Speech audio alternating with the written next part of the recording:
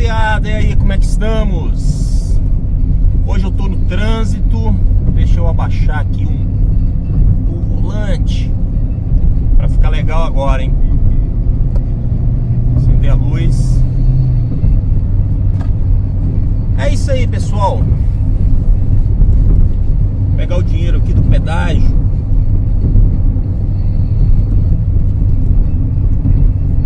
Estou exatamente em cima da terceira ponte. E como eu tô pegando estrada agora, sozinho, vou viajar algumas horas. Há muito tempo que eu não viajo assim, tanto tempo sozinho dentro do carro. E aí estou convidando vocês todos para fazer essa viagem comigo. Não vou gravar toda a viagem porque vai durar, eu acho que eu vou viajar umas 6 horas hoje. Então, o que acontece? Nós estaremos aqui batendo um papo. Eu estava pensando aqui comigo sobre essa questão aí do Brasil, né? O Brasil tá passando por uma fase, gente, sinistra, nunca na história da... Tô olhando aqui a terceira, estamos no alto da terceira ponte, paisagem linda, cara de chuva, este domingo, tarde de domingo, anoitecendo. E é isso aí, nós estamos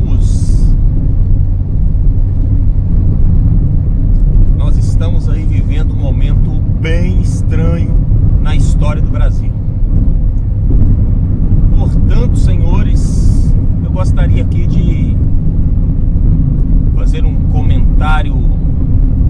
Não sei se eu vou conseguir ser breve, mas tentarei fazer um comentário aqui a respeito da situação do Brasil e como nós chegamos até aqui, né? É difícil fazer essa avaliação, porque hoje nós brasileiros às vezes ficamos discutindo a respeito de como chegamos nesse ponto em que estamos agora. O Brasil nas mãos de um louco. E muitos ainda discutem, será que Bolsonaro é louco mesmo? Ele é só um homem mau? Deixa eu pagar aqui o pedágio. 2,10, mas eu não tenho 10 centavos não.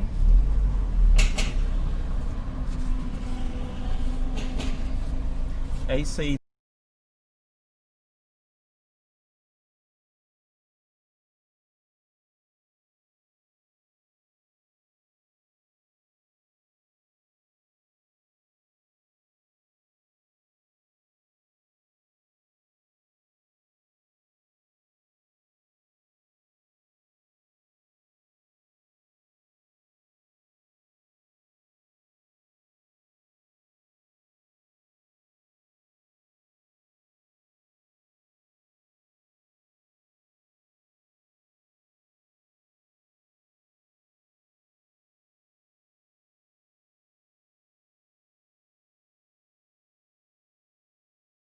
Como eu ia dizendo,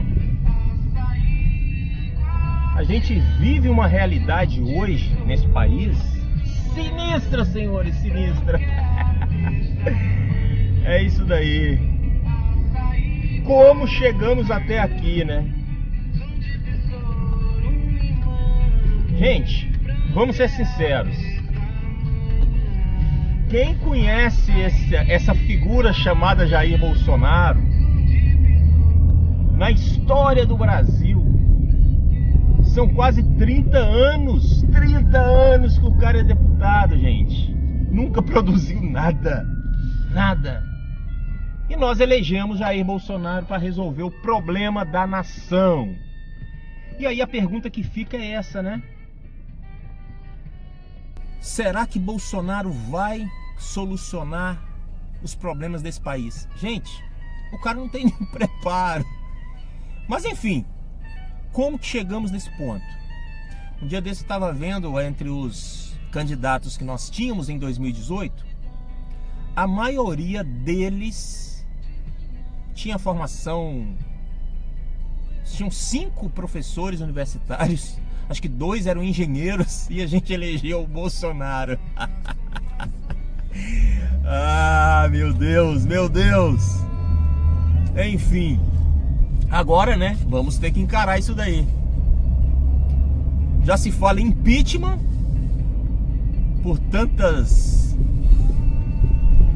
cacas feitas por ele.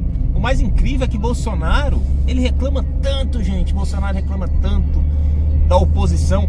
Que oposição!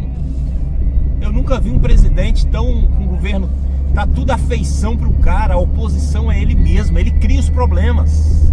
Bolsonaro cria os seus próprios problemas. Mas aí eu estava analisando, porque eu tô querendo chegar aqui à seguinte conclusão: como chegamos até este cenário? E sinceramente, eu tô aqui tentando pensar.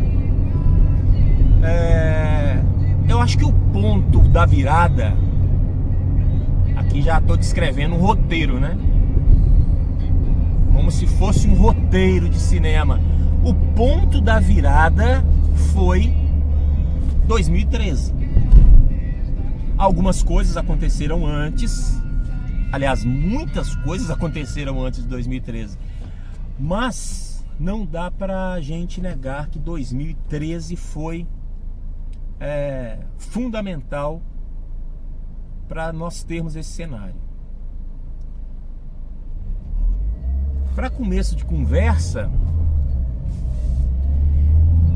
Jair Bolsonaro até 2013, até 2010, ele era aquele deputado que ninguém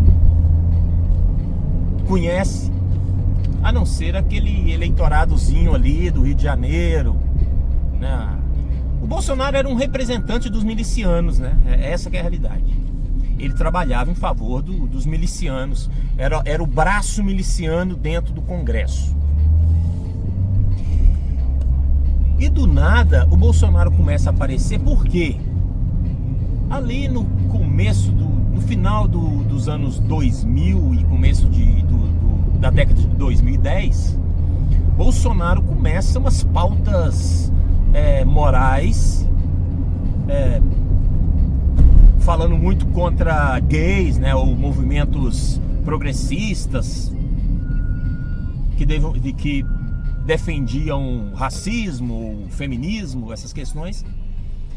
E eu acredito que, apesar do Bolsonaro ser um camarada tão sem condições, sem capacidade intelectual, ele teve, na verdade, ele achou um nicho.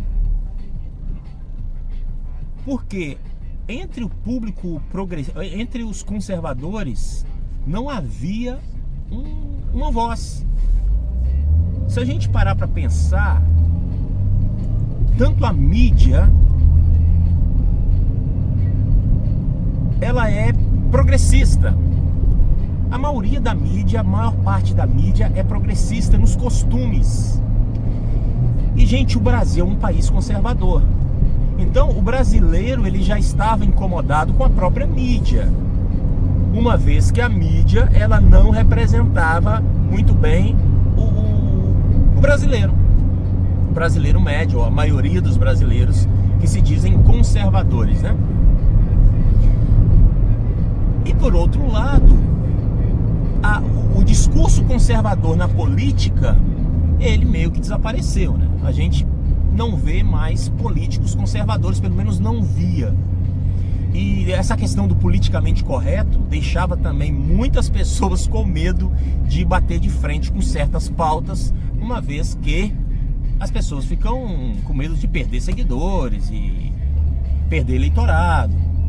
Então tudo isso fez com que o cenário do conservadorismo no Brasil perdesse um nome. A gente não tinha um nome claro que lutasse pelo conservadorismo. Então o Bolsonaro se apresenta como esse cara.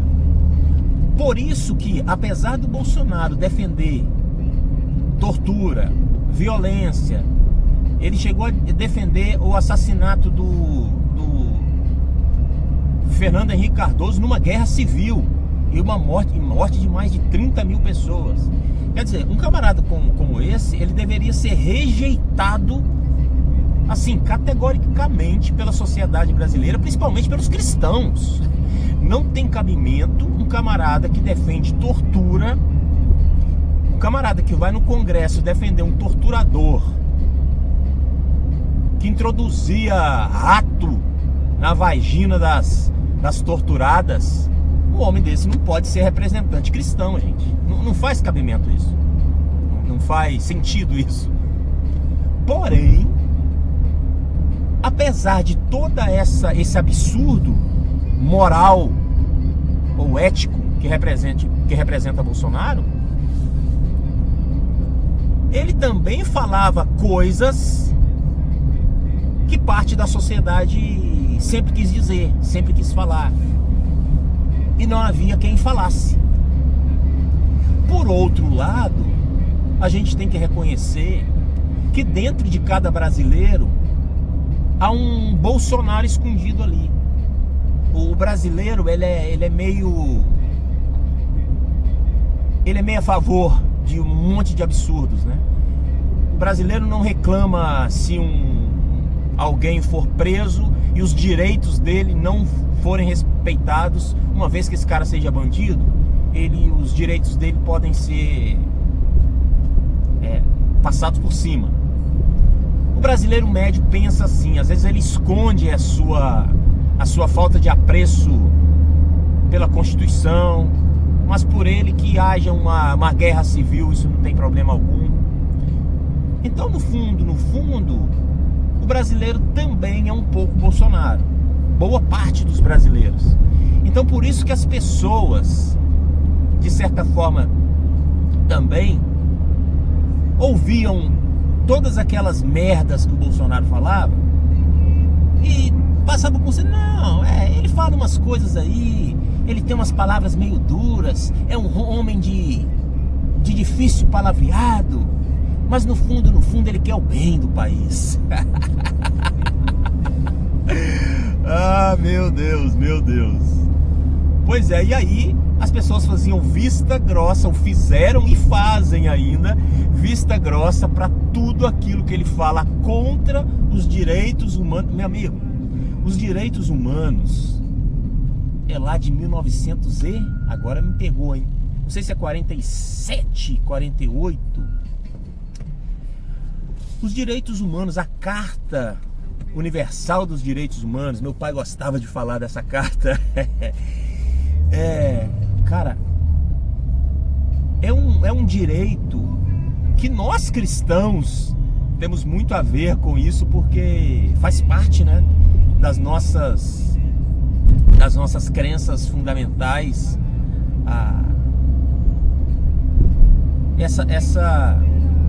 essa defesa pelo ser humano, né? E o direito humano, o direito do ser humano, os direitos fundamentais, básicos, isso é uma vitória da humanidade. E o cidadão, num país que respeita as leis, respeita a Constituição, respeita as normas, cara, o direito de você ter essas normas respeitadas, as leis, os códigos civis, isso é espetacular. Isso faz do estado em que a gente vive um lugar melhor para se viver, né? Um país, uma região onde os direitos não são respeitados, isso é um caos absoluto. E é incrível como a gente vê a sociedade brasileira abraçando uma mensagem de um homem que é contra os direitos fundamentais, os direitos do cidadão. Meu Deus. As pessoas, o cidadão brasileiro está apoiando um cara que é contra os direitos do cidadão brasileiro.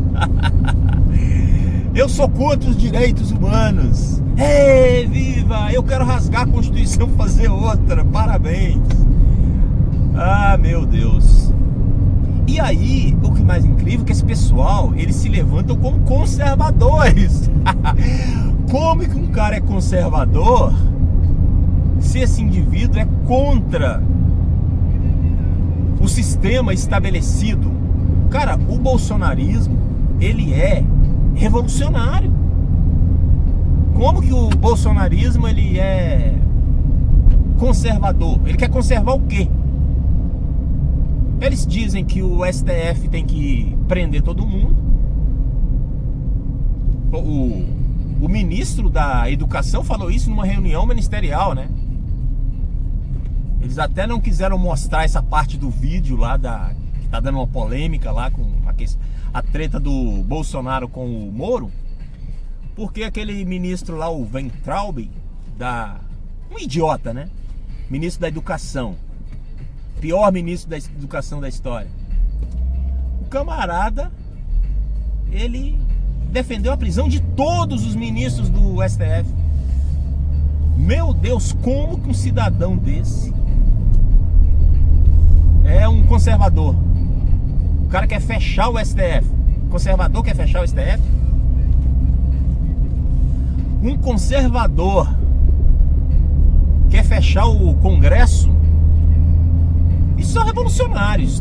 Isso é a cara do comunismo, não de um conservador clássico. O conservadorismo, o conservador verdadeiro, ele defende o quê? O sistema que nós temos, o Estado democrático de direito. Agora, se temos problemas, nós precisamos mexer aqui e ali, acertar, mas sem nenhuma modificação brusca e complexa, porque isso aí já é algo mais com a cara até do progressismo, né? É a esquerda que vive pregando revoluções com transformações profundas na nossa sociedade ou no sistema, né, como um todo. E é isso aí. Aí a gente tem agora esse cenário. Esse é o cenário, né? Uma galera conservadora, um país conservador, que acha que é conservador, começa a ver em Jair Bolsonaro um camarada com ideias interessantes. Isso nós estamos aonde? Nós estamos lá em 2010, 2011, né? Mas, cara, em 2010, 2011, não dava nem para pensar em Bolsonaro como presidente. Então, como que esse sujeito, ele se tornou um candidato viável para a direita brasileira? Aí entra o plot twist. Porque em 2013, quando surge aquela revolta popular, né, que começou com o tal dos 20 centavos. Interessante que aquele movimento foi um movimento de esquerda, né? Começou um movimento de esquerda. Daí a pouco ninguém sabe, black blocs, né? Os black blocs. E enfim, tinha gente de esquerda, de direita, de extrema esquerda, de extrema direita. Daqui a pouco ninguém sabia quem era dono do movimento. E o resultado final, todos vocês já sabem, terminou com o impeachment da Dilma, né? 3 anos depois, se eu não me engano, 2016 foi o impeachment. Mas esse processo de 2013 em diante rendeu algo interessante para a política brasileira. Foi a degradação da política. Então me parece que a partir de 2013 o brasileiro ele teve um desencanto. O brasileiro teve um desencanto com a política e com os políticos. Os políticos de direita Até então, né, até 2010, a gente tinha o PSDB, né? Na figura principalmente do Aécio Neves, né, que perdeu para Dilma por pouco, né? Mas precisamos reconhecer que o PSDB até ali era o ponto ali de divergência, né, de antagônico com o Partido dos Trabalhadores. Mas, gente, a partir de 2010, por ali, quando o pessoal descobriu que o Aécio era pilantra mesmo, porque em 2010 ele era a solução da direita, né? Mas descobriu-se que ele não era nada daquilo, era um safado. A direita perdeu o rumo, porque o PSDB morreu, os partidos de direita, DEM, enfim, se juntar todos, só tinha gente de péssima índole, para dizer o mínimo. A direita esfacelada contra um PT com muita força, né? Muito por conta da força do Lula. Entretanto, a partir de 2010, aliás, o PT já estava mal desde os anos 2000, né? Apesar do Lula ter feito um governo com bastante apoio popular, mas já tinha muitos escândalos de corrupção no governo Lula. O que segurou as pontas é que o Lula é um cara é uma figura muito forte, né, politicamente. Sem o Lula, o PT não conseguiria se manter. Porém,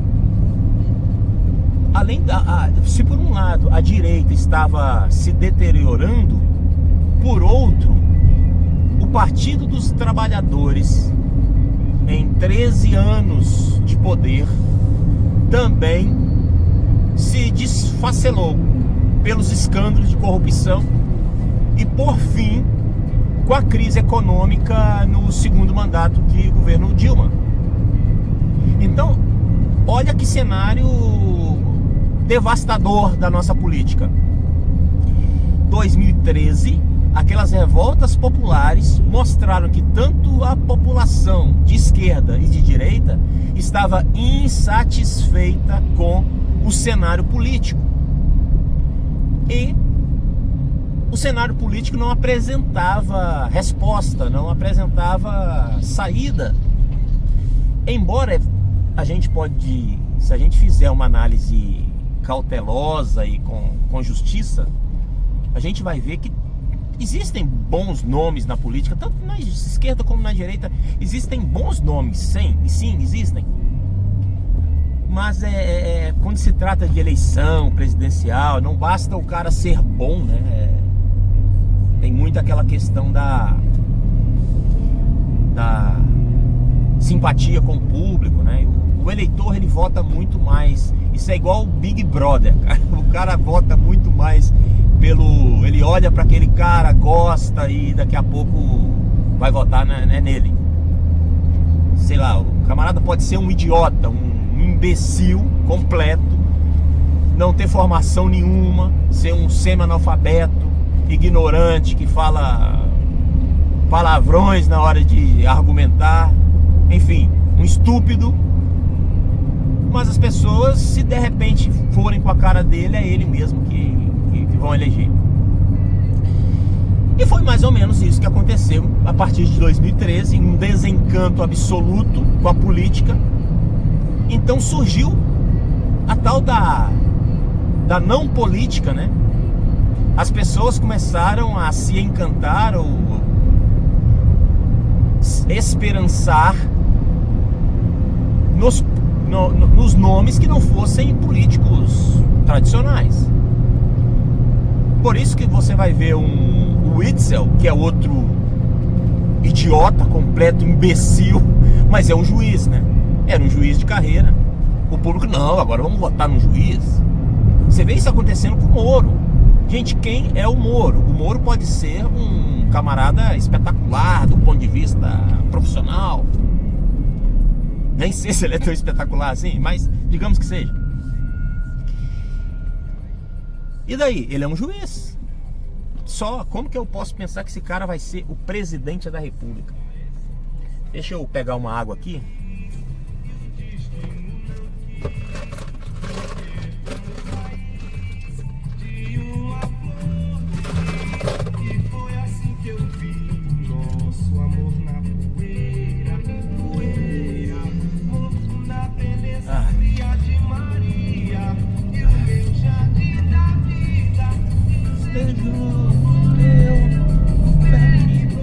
Então é isso aí. Eu já esqueci o que eu estava falando mesmo. Vou pegar aqui uma aguinha porque a sede pegou. Estava falando de Witzel. Um completo idiota. Mas é juiz, vamos votar nesse cara. Por quê? Ele se elegeu nessa onda do não político. Pô, a gente precisa votar num cara que não é mais político. O político tá desmoralizado. Ninguém quer mais gente que seja político. O que é uma tremenda besteira, porque é como se você resolvesse o problema da seleção. Pô, a seleção não ganha, precisamos de um treinador que não gosta de futebol. E aí você coloca lá o William Bonner para treinar a seleção brasileira. Ah, meu Deus. Então é por aí, as pessoas estão procurando pessoas que não são políticas. E aí em Minas o mineiro votou em quem? O mineiro votou no empresário, né? Um empresário de sucesso, tal. Um cara que saiu do nada, matutão, né? Você ouve ele falando, conversando, você vê que é aquele mineiro matuto do interior, né? Mas um homem de sucesso que conseguiu construir um patrimônio, né? E graças a isso o público olha e, pô, se o cara conseguiu do nada construir esse império, esse cara deve ser um grande administrador, ele vai fazer uma grande administração no estado. E aí votaram nele, no Zema, né? Governador de Minas. E aí você vai vendo outras pessoas que seguem esse discurso, né? O governador de São Paulo, João Dória, também ele foi nessa onda de apolítico, embora o João Dória seja um político. Ele é político sim, ele já esteve em outras ocasiões como secretário. E aí o camarada me aparece agora com esse discurso aí de não político e colou. Porque de fato o Dória, ele não tinha ainda tido uma passagem muito... Ele não é aquele político de anos. E por incrível que pareça... Pasmem, senhores, pasmem! Jair Messias Bolsonaro, ele pegou essa onda também de ele é fora do sistema, vamos no novo. O novo é o Bolsonaro. O cara tem 30 anos que tá na política, 30 anos que ele é deputado, gente. Eu achei até engraçado porque há pouco tempo estava sendo discutido aquela questão teve duas questões aí, do fundo partidário, e teve aquela outra envolvendo já até esqueci, esqueci o nome, é uma grana lá que saiu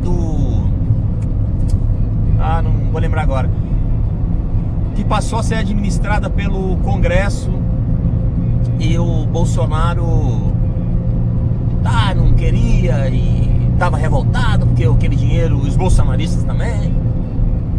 Porém, quando ele era deputado, ele era a favor. Mas agora que ele queria que o Congresso administrasse aquela bufunfa, um valor bilionário, né? Agora que ele está no executivo, a conversa muda. O que eu quero dizer com isso? Os anos passados ele estava fazendo política, sempre fez política. Ele não é uma figurinha nova no cenário. O cara tá lá há anos fazendo política, ele sabe muito bem como é que funciona aquilo ali, ele participa e sempre participou. É engraçado ver o Bolsonaro hoje reclamando, né, do César Maia. É difícil fazer política com esse Congresso. O cara, ele fez política a vida inteira do lado do Congresso, né? As cachorradas que o Congresso faz hoje, ele sempre fez. Só que agora ele tá... Não, meu Deus, esse Congresso, pessoal, esses políticos terríveis. Gente, então esse é o cenário que aconteceu em 2018.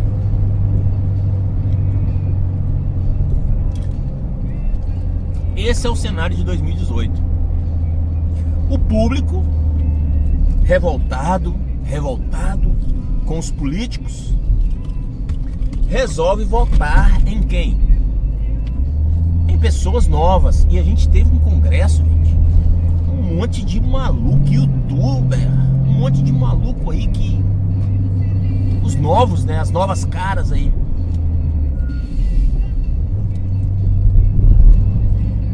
E aí, tô olhando ali na frente porque parece que teve um acidente.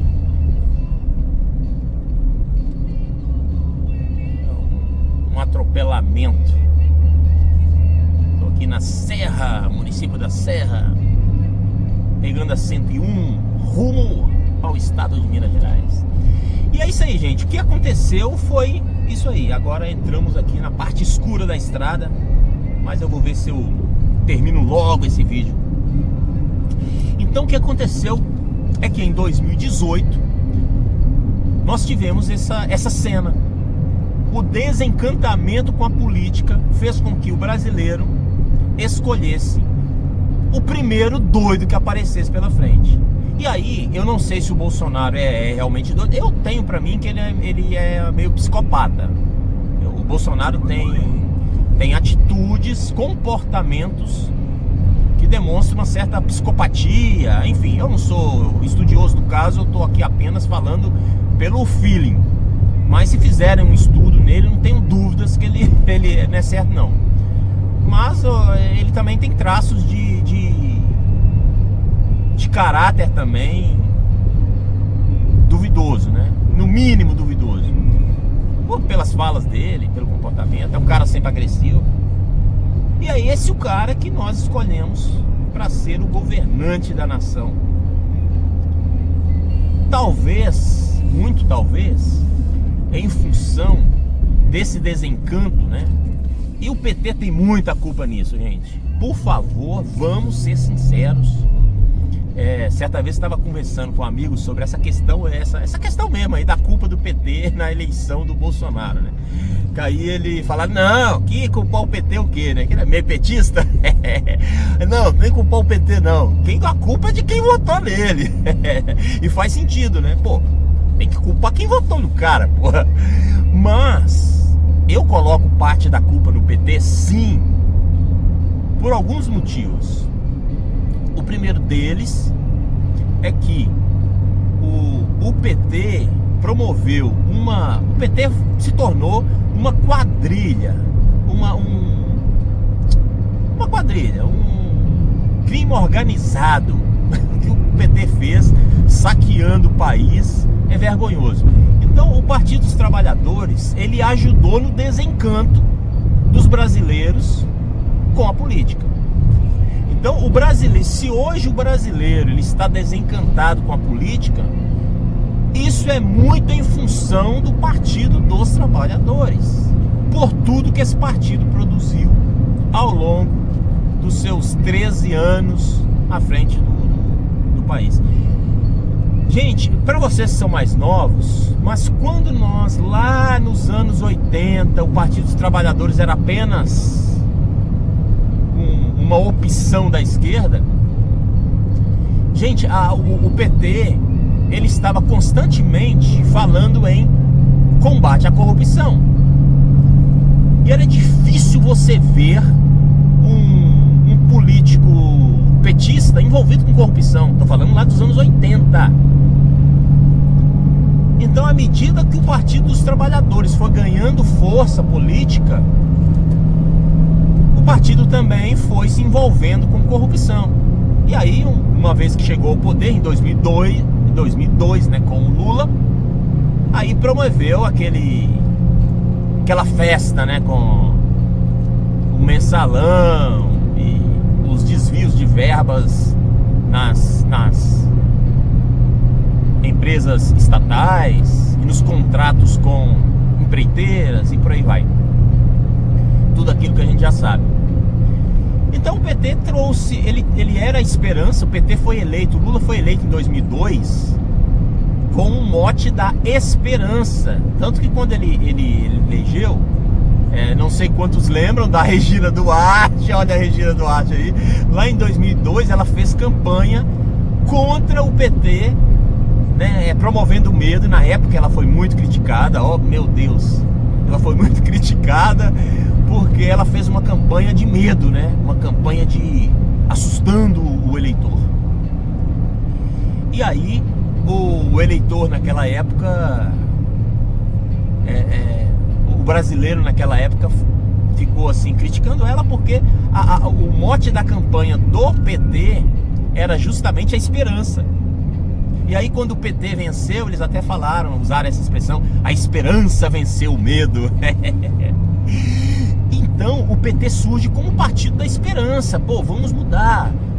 Mais ou menos como os bolsonaristas veem o Bolsonaro, como aquele cara que vai acabar com a corrupção e que vai limpar o país da sujeirada, dos ladrões de Brasília.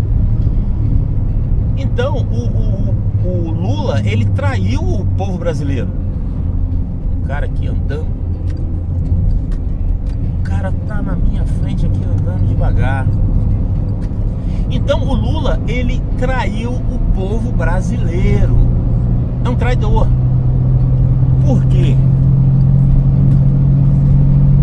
O que o brasileiro esperava do Partido dos Trabalhadores, o Partido dos Trabalhadores não entregou, que era o combate à corrupção. Pelo contrário, criou talvez a maior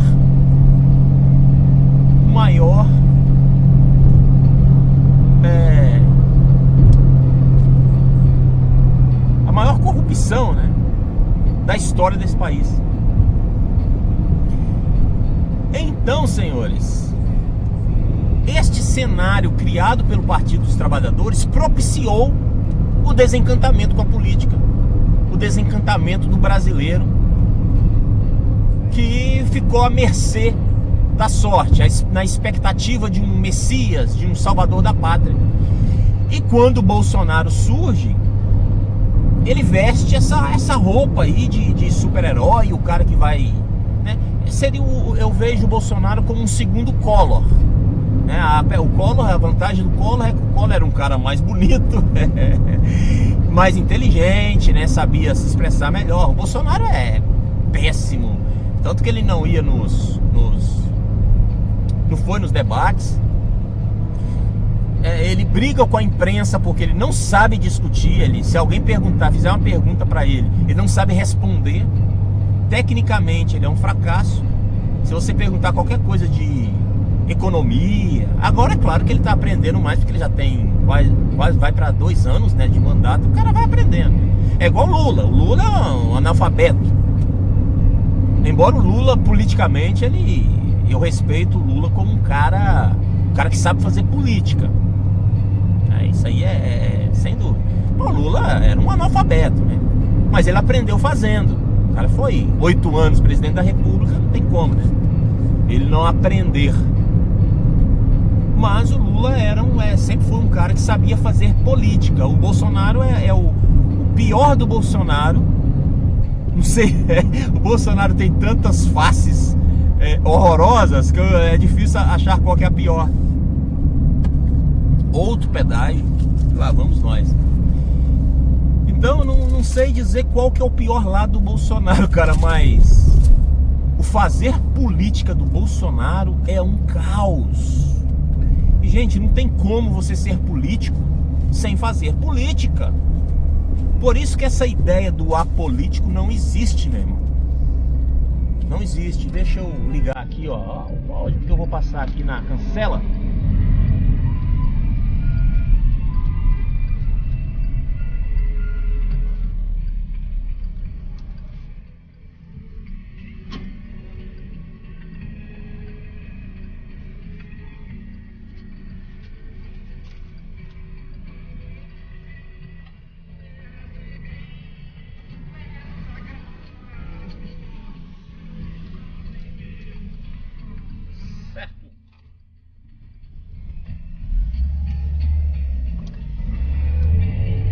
É isso aí.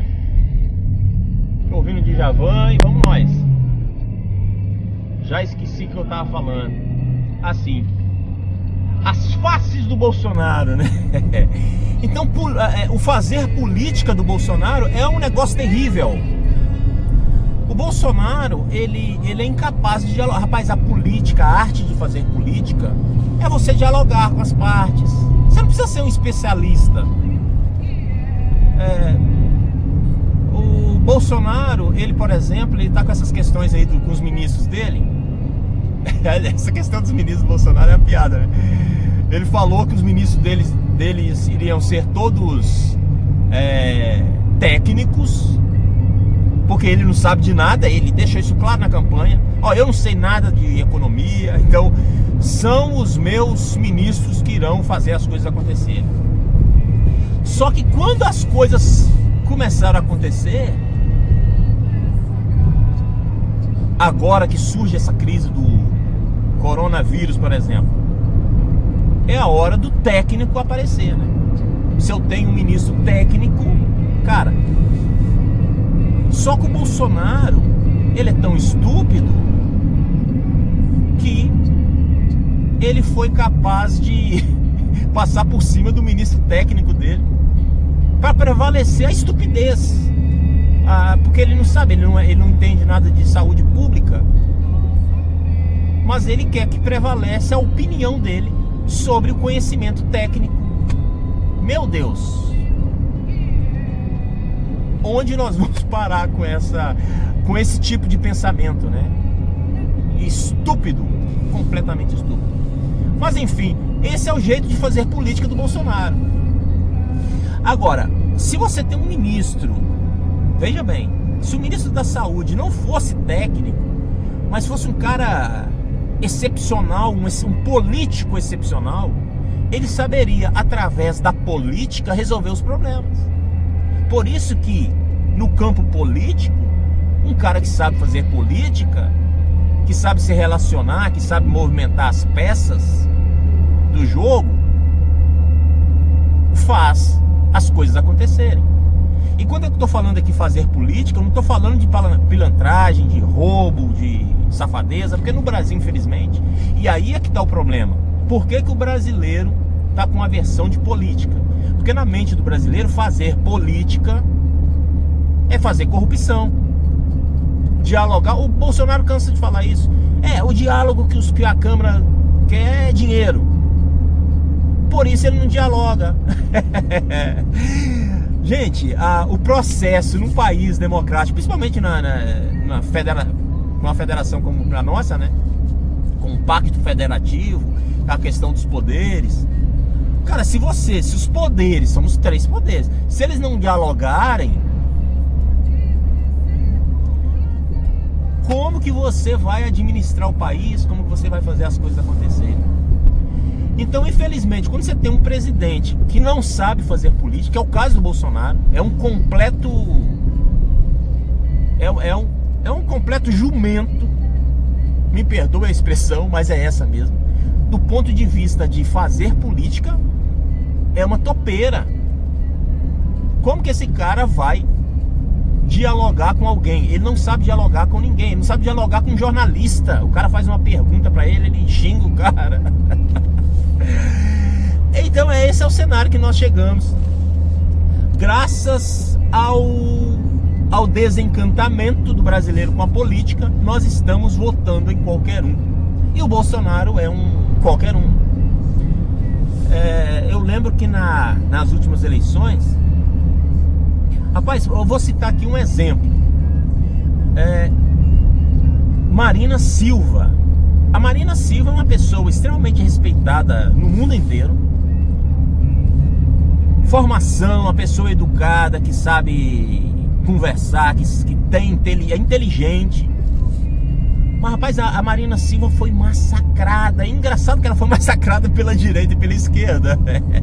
É uma loucura, velho. É uma loucura. Porque, gente, a doença mental não é só da direita, dessa extrema direita bolsonarista, não, tá? Eu venho falando da loucura da extrema esquerda, desde que eu sou menino.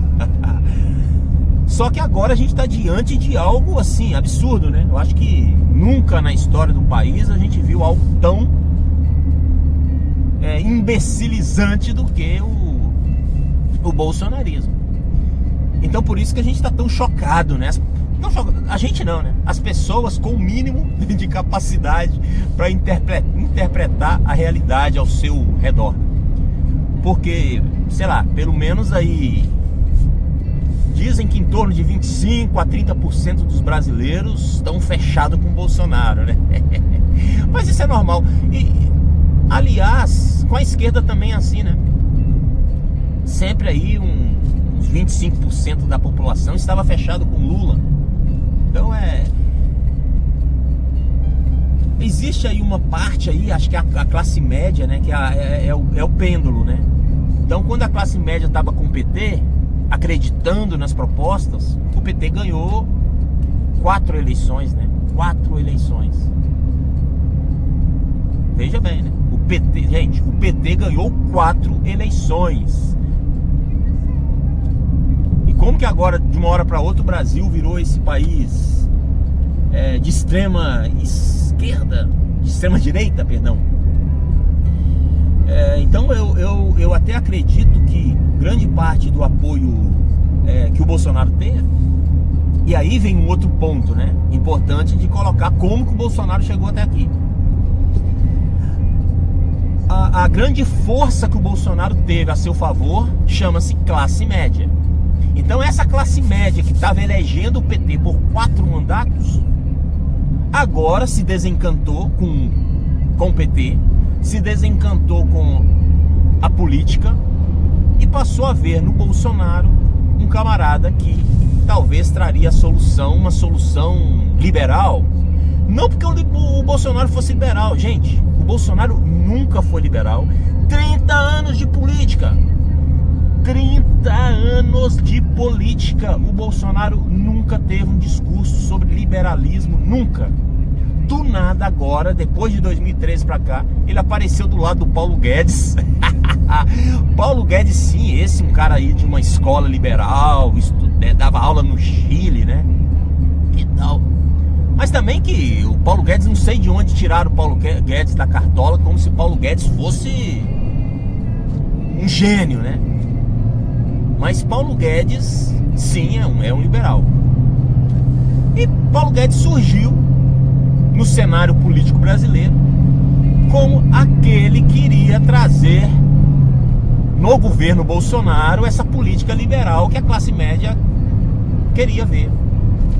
Enfim, resultado dessa brincadeira foi que o Bolsonaro teve na figura do Paulo Guedes essa faceta liberal, que também ajudou, porque a classe média estava querendo, né, uma política liberal para o país, né, contrária ao que vinha acontecendo com o PT, que era uma política mais à esquerda, né.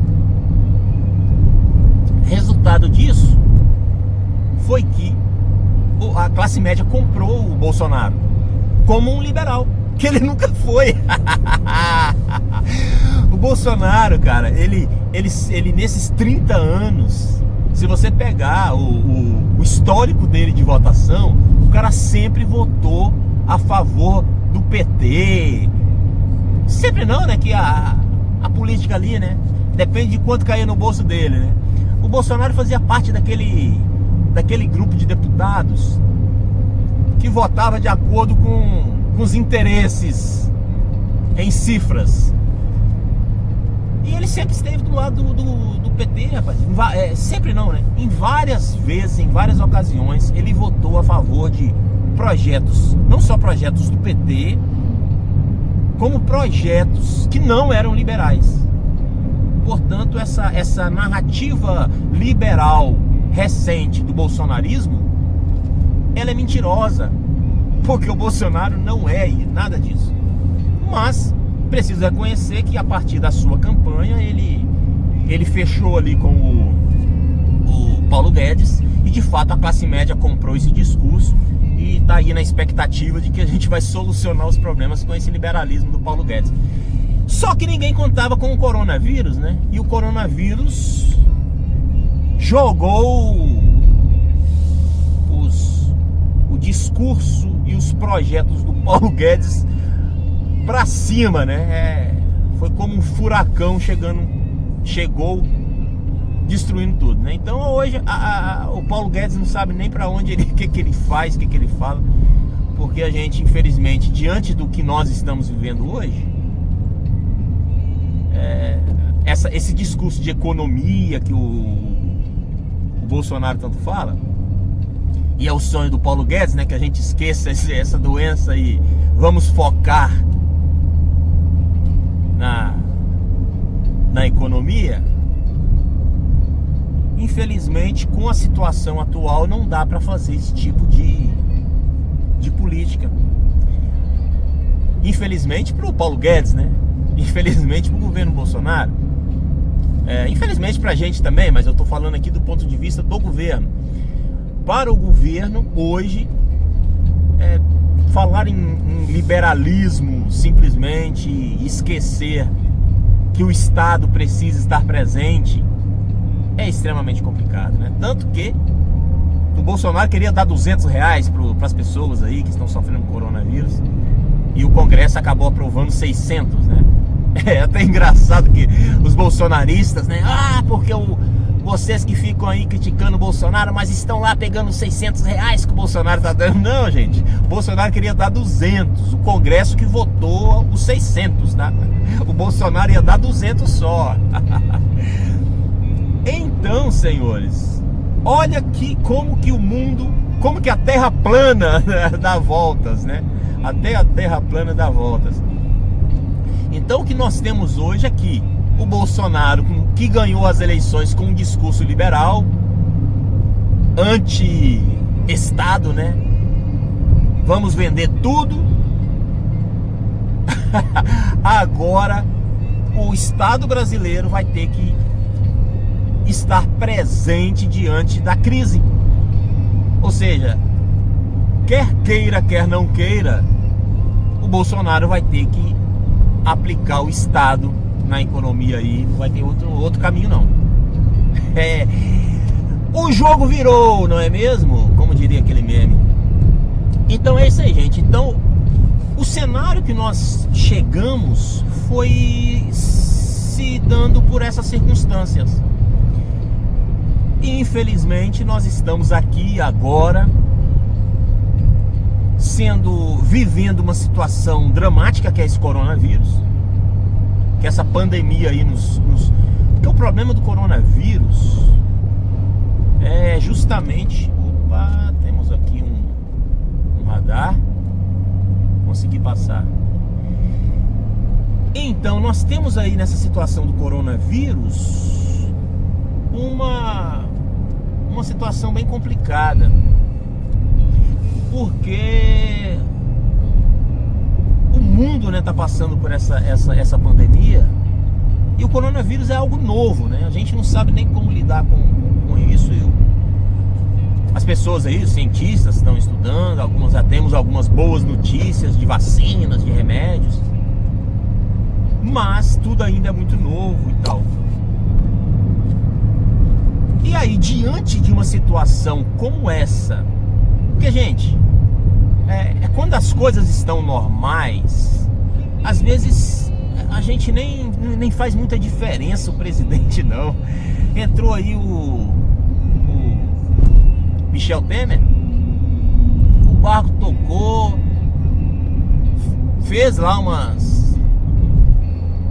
fez algumas coisas lá contra o trabalhador, é verdade. Não dá para dizer que ele não fez suas maldades. Porém, o barco tocou. Agora, diante de uma pandemia, diante de uma desgraça, diante de uma crise, de uma guerra, são nestes momentos, é nessa hora que você precisa de um estadista, de um político com qualidade.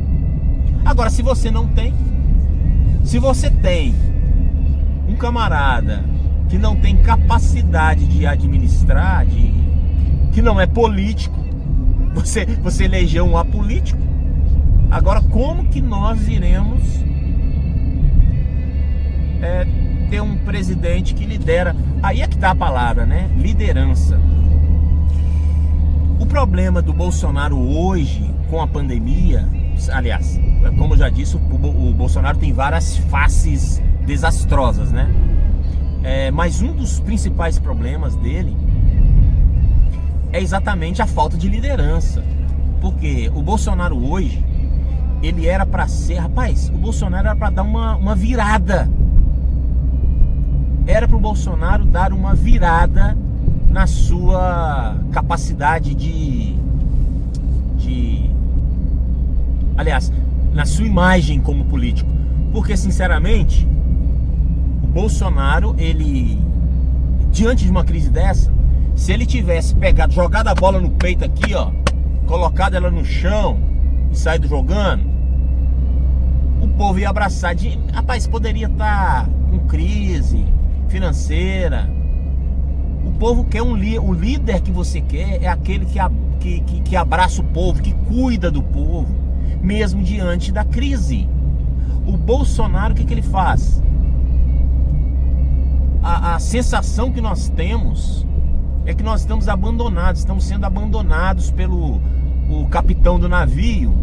Pegou o bote salva-vidas, vazou e largou o pessoal para morrer. Essa é a sensação que o brasileiro tem. E poderia ser diferente. Poderia ser muito diferente se ele estivesse liderando um processo aí de combate ao coronavírus. Ele está sendo um aliado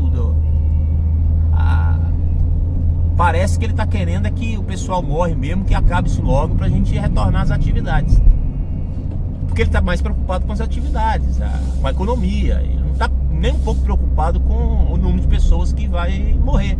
Tanto que, em certa ocasião, perguntaram ele sobre o número de mortos, se estava alto. Ele, eu não sou coveiro.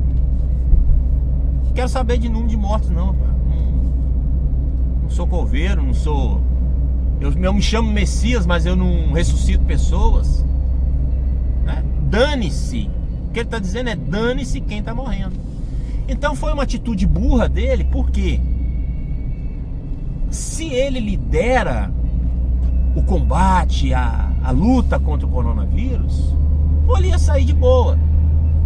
Agora, essa briga dele aí para tentar voltar à economia é uma briga idiota, porque mesmo que ele estivesse certo e de fato a gente pudesse voltar a trabalhar, gente, a crise vai vir de qualquer jeito.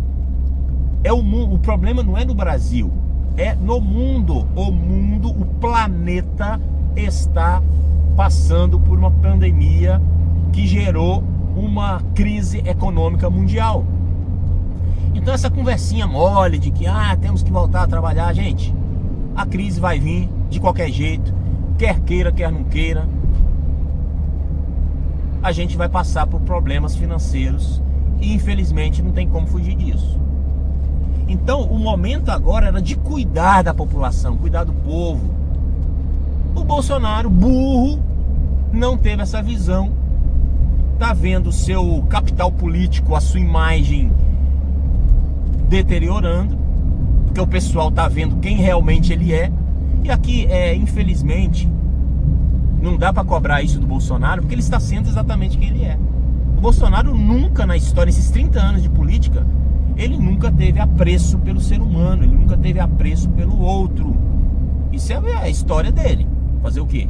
O cara é contra os direitos humanos. É um cara que é contra os direitos humanos. Como que esse cara vai cuidar dos humanos? Ele quer que o humano se lasque pra lá. Então essa é a realidade que nós temos. Então quem apoia o Bolsonaro hoje é um bando de malucos, que a gente vê lá e tal. Fanáticos religiosos. E um grupo de empresários idiotas, né? Empresários imbecis, porque nem todo empresário tá indo naquela onda ali, não. Aquele velho da van, o cara que você vê também é outro desequilibrado, e por aí vai. E aí, senhores, eu falei aqui dos fanáticos religiosos, e aí a gente vai para esse outro ponto, que é o ponto religioso. Que teve essa outra virada também, que foi a questão religiosa. Como a gente tem um país hoje numa crescente evangélica, neopentecostal, essa galera, estou passando aqui em frente à estátua do Buda, tá ficando bonita. Acho que é Buda mesmo essa estátua. Aqui do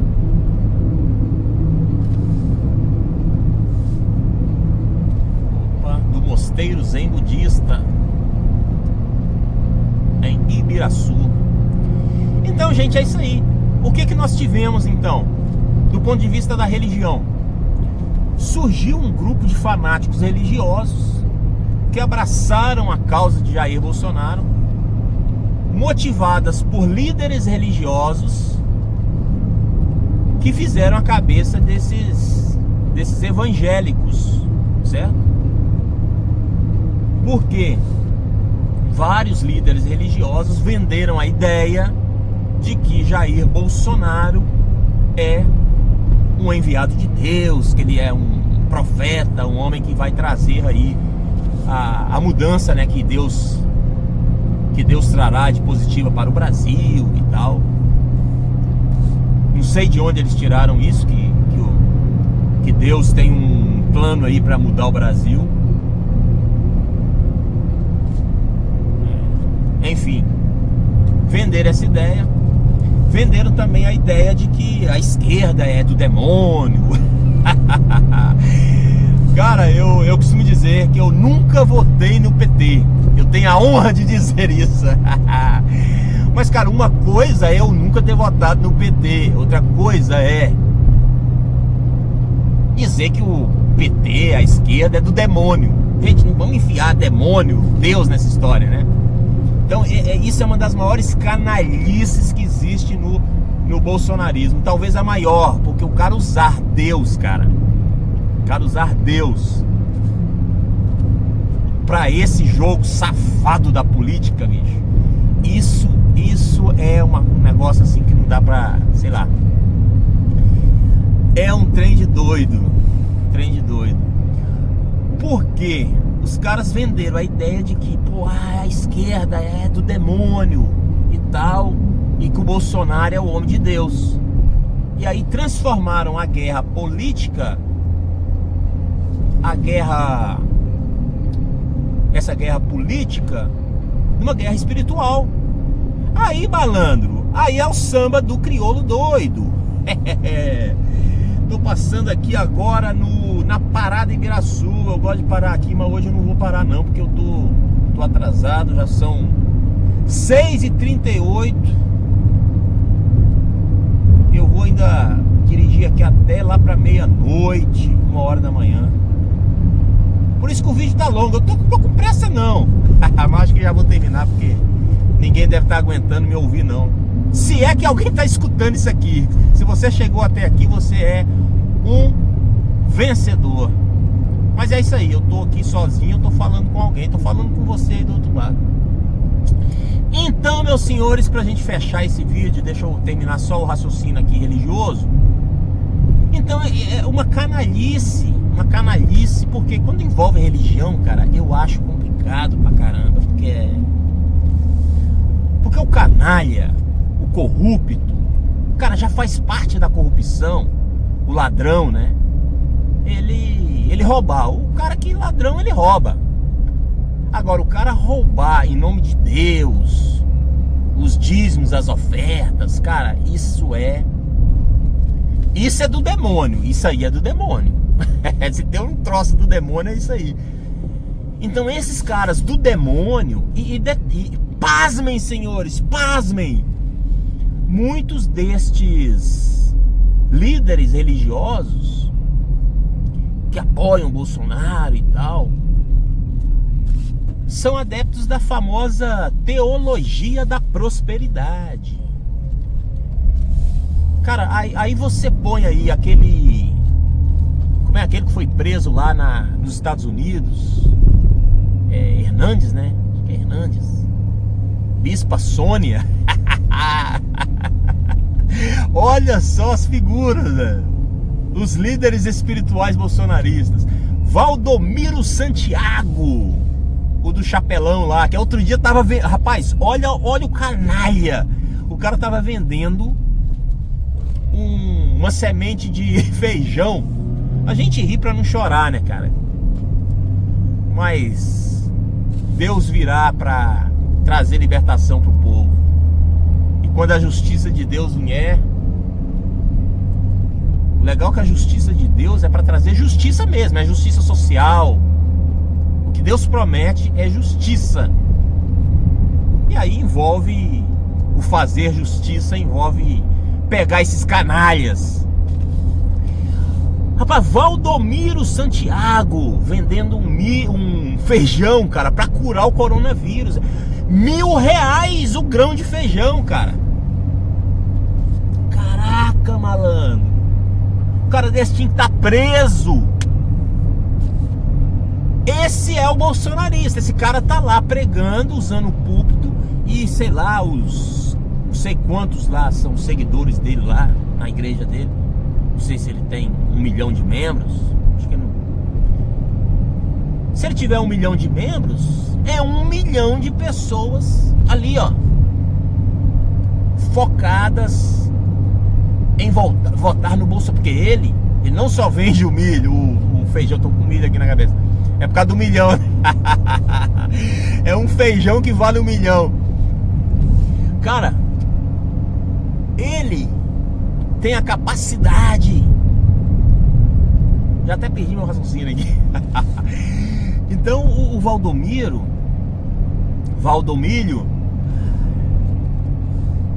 esse cara, ele pega lá o 1 milhão lá de seguidores, que seja, da igreja dele.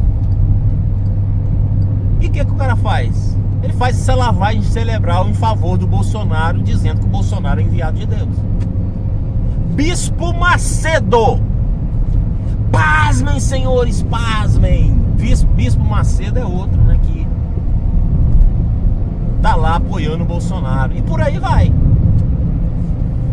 A lista é extensa. E quando você vai pegando a turma, né? Silas Malafaia foi aquele que na campanha o Silas Malafaia pegou lá e leu aquele verso bíblico lá, que Deus pega as coisas toscas que não valem nada, aí usam, e falou isso do Bolsonaro. Ah, meu Deus. Então, mas enfim, ele estava usando um texto para dizer que Deus iria usar Bolsonaro e que ele era um vaso nas mãos de Deus. Então teve esse lado aí também que trouxe o Bolsonaro para o cenário. Esse grande grupo evangélico que abraçou o bolsonarismo como sendo uma faceta cristã. Gente, o que tem de cristão no Bolsonaro? O Bolsonaro nunca teve ato cristão. Só que o mais louco dessa história é que se não bastasse essas igrejas, esses grupos religiosos neopentecostais ou da teologia da prosperidade, outros grupos de igrejas tradicionais, reformadas, entraram na onda. E aí virou o samba do crioulo doido, né? Infelizmente, um grupo enorme de cristãos que nem eram seguidores desses pastores malucos aí também entraram na onda, porque muitos pastores de igrejas tradicionais, sérias, compraram o pacote bolsonarista. Aí, malandro, aí já era. Aí é o que nós temos hoje aí. É que muitos cristãos estão realmente acreditando que Bolsonaro é um cara que está defendendo valores cristãos, quando na prática tudo que o Bolsonaro defende não tem nada de cristão. Não tem nada de cristão. O cristianismo tem a ver com amor ao próximo, com justiça social.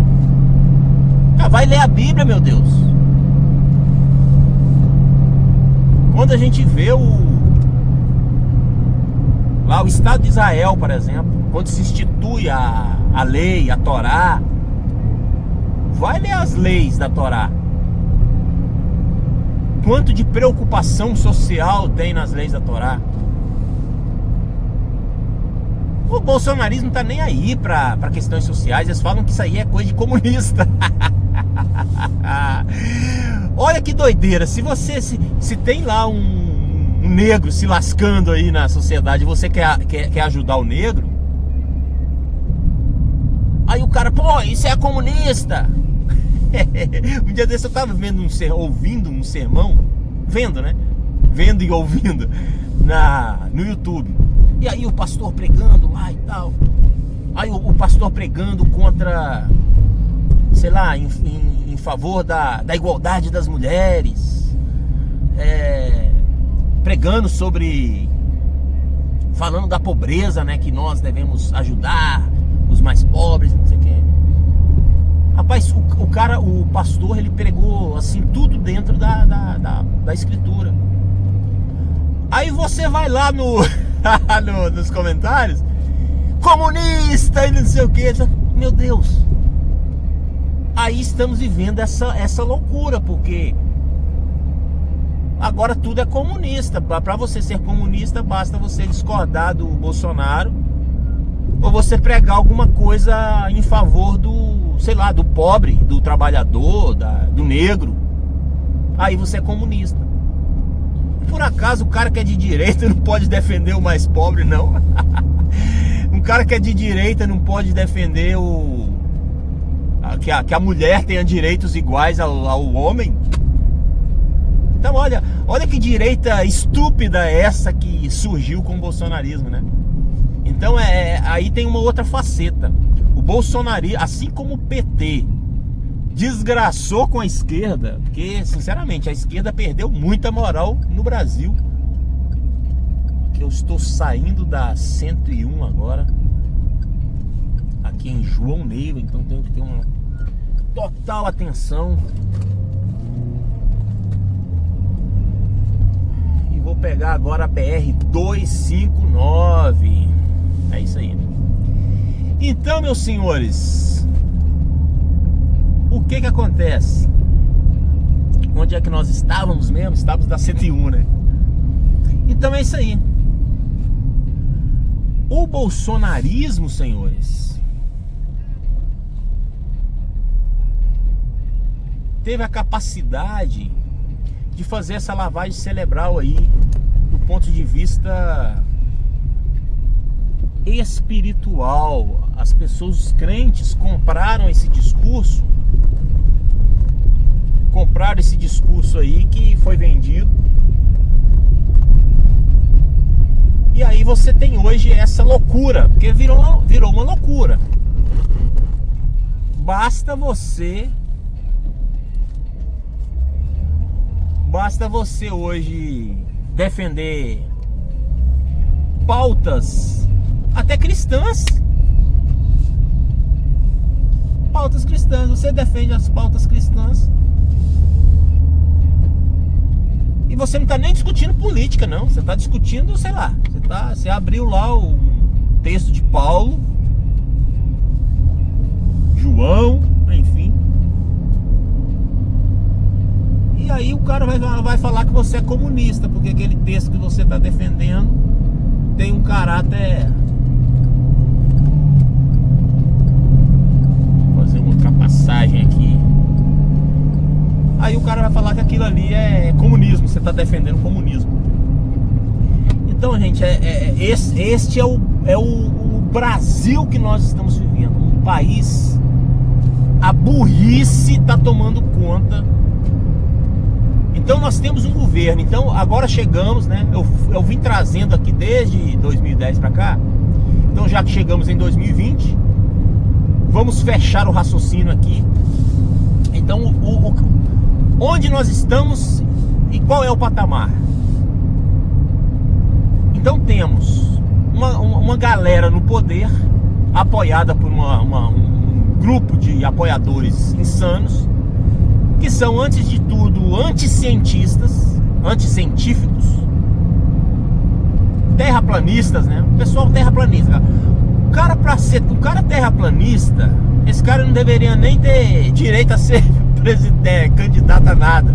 É um completo idiota. Então é essa gente que hoje ganhou voz, é essa gente que ganhou poder, e é essa gente que está aí para fazer política e para comandar o país. E aí o discurso se o discurso não é científico, a gente se assegura em quê? No achismo. Por isso que hoje é o que a gente chama de pós-verdade, né?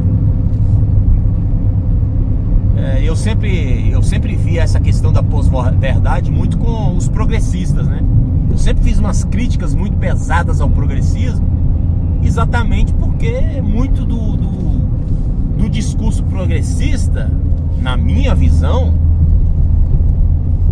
em muitos casos é anticientífico, principalmente quando se envolve questões sociais, porque é muito subjetivo, né, o debate sociológico. Mas aí quando você vê esse pessoal que se diz conservador, mentira, eles não são conservadores. Porque o conservador ele é um cara muito científico. Pô, o conservador ele é pau, pedra. O conservador não gosta de relativismo. Ele gosta de fatos objetivos, da coisa, entendeu? Não faz o menor sentido um camarada anticientífico, um camarada que defende terraplanismo, que defende pós-verdade, fake news, baseado em fake news, mentira. O cara desse é conservador? Nunca foi. Então esse falso conservadorismo, e aí eu volto naquela fala minha, eu acredito que o PT ele fez um desastre, uma desgraça para a esquerda brasileira. Então a esquerda brasileira hoje está no limbo. Era isso que eu estava falando lá na 101, agora há pouco eu esqueci. Agora eu estou retomando. A esquerda brasileira está no limbo.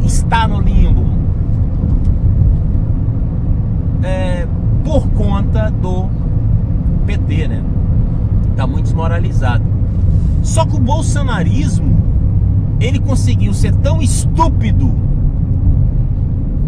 com a extrema direita que a esquerda ganhou fôlego. Olha que doideira, né? Como que o jogo muda. Então o que a gente vê hoje é muita gente voltando para a esquerda, repensando política à esquerda, assim, entre jovens. Eu não estou falando nem de mais velhos, porque as pessoas mais velhas já têm o seu posicionamento e tal. Um cara com, sei lá, 35, 40 anos, ele já tem o seu posicionamento já há um bom tempo.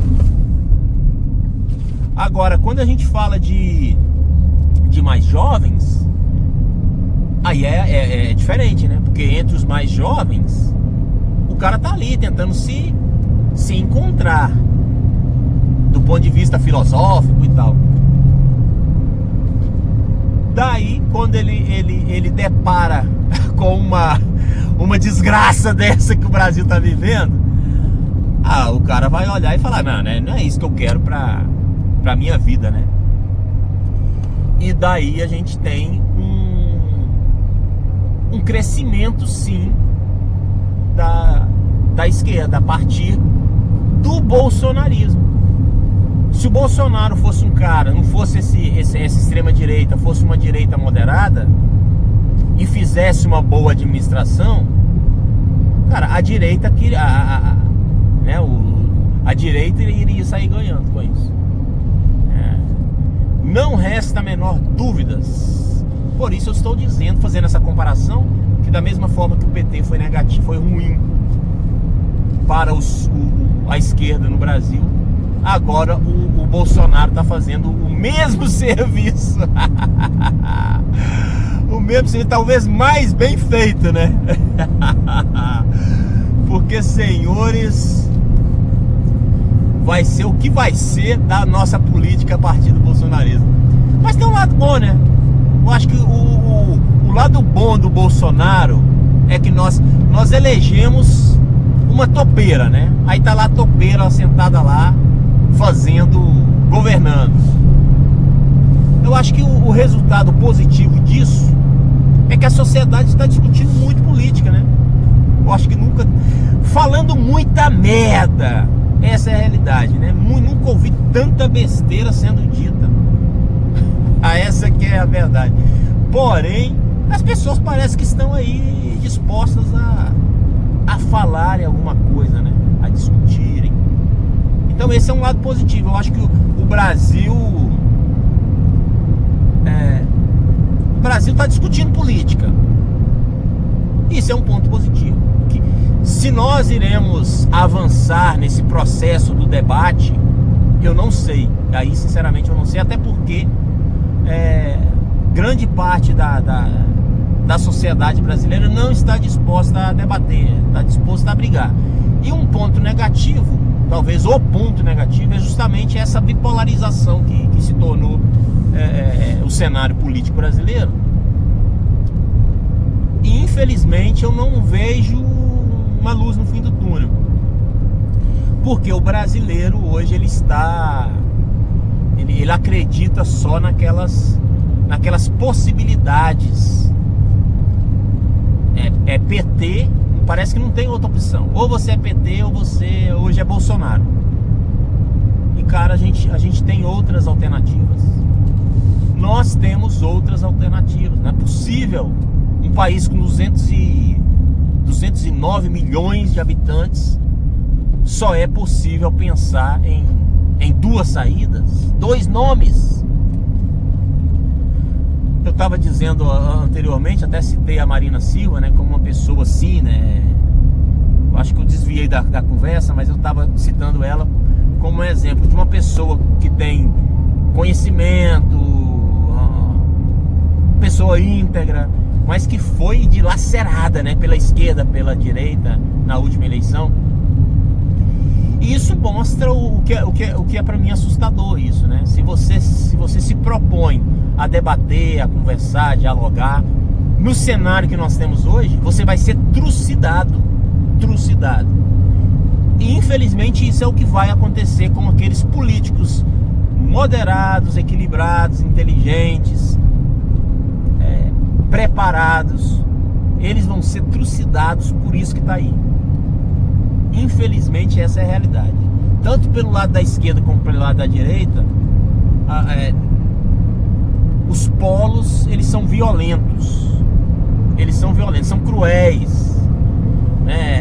Esse gabinete do ódio que o bolsonarismo tem usado, destruindo a reputação de quem discute, quem discorda, né? A esquerda também faz isso, né?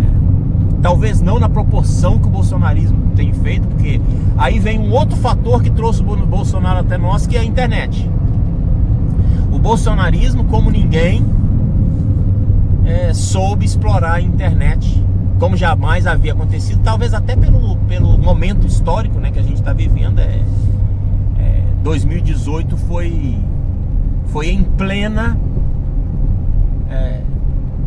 assim, no ápice dessas mídias sociais que hoje dominam a mente das pessoas, né? Hoje a gente está envolvido nas mídias sociais e, sinceramente, isso é uma coisa nova. E o bolsonarismo soube explorar isso. Esse foi um ponto, acho que fundamental para o crescimento e o avanço do Bolsonaro nas eleições de 2018. Que eu esqueci Então é isso. Então esse é o cenário. O cenário que nós temos não é um cenário bonito, mas eu acho que a gente só vai avançar realmente se nós persistirmos no diálogo. Não tem outro caminho. Se o Brasil continuar nessa polarização, infelizmente a gente não vai sair dessa situação, não tem como. Por isso que eu acho que a cena é terrível, porque a gente não vê, não aparenta uma situação que nos dê garantia de que isso vai mudar. É isso aí, pessoal. Agora é esperar pra ver, né? Expectativa. Deixa eu ver aqui. Caramba, eu tô nem conseguindo enxergar ali. Tempo, 1 hora, quase 1h30. São 19 horas agora. E é isso aí, eu quero terminar esse vídeo ouvindo aqui, deixa eu ver uma música que tá tocando aqui, Djavan que tá passando, né? Então é isso aí, gente. Eu vou ficando por aqui. Não pude ficar olhando muito pra tela, mas eu coloquei bem aqui à frente, que eu estou dirigindo e conversando com os senhores. Estou mais ou menos, andei um terço da viagem. Ainda tem muita estrada para me dirigir. Então isso foi uma forma de eu passar o tempo, né? Conversando com vocês aí. E é isso aí. Então como diria o nosso ex-presidente da Câmara, como é que é o nome da figura lá, gente? Esqueci o nome do canalha que pegou quando ele aceitou o pedido do impeachment da Dilma. Tô falando aqui tentando lembrar o nome do bandido. Quando ele aceitou o pedido de impeachment da Dilma, ele falou: que Deus tenha misericórdia de nós. Meu Deus, eu acho que ele nunca falou uma coisa tão certa na vida. É desse jeito. Mas é isso aí, senhores, que Deus tenha misericórdia de nós e que nós possamos tentar abaixar mais a guarda, né? Eu acho que esse cenário aí tá deixando a gente muito tenso. E parece que as soluções, elas não estão claras na nossa mente, porque a gente tá muito no espírito de combate, né? Eu acho que o brasileiro hoje deveria estar baixando a guarda. E é por isso que eu critico tanto o cristianismo bolsonarista. Porque o bolsonarismo, a extrema direita bolsonarista, ela é de guerrilha. Os caras estão sempre armados. Mas literalmente, né?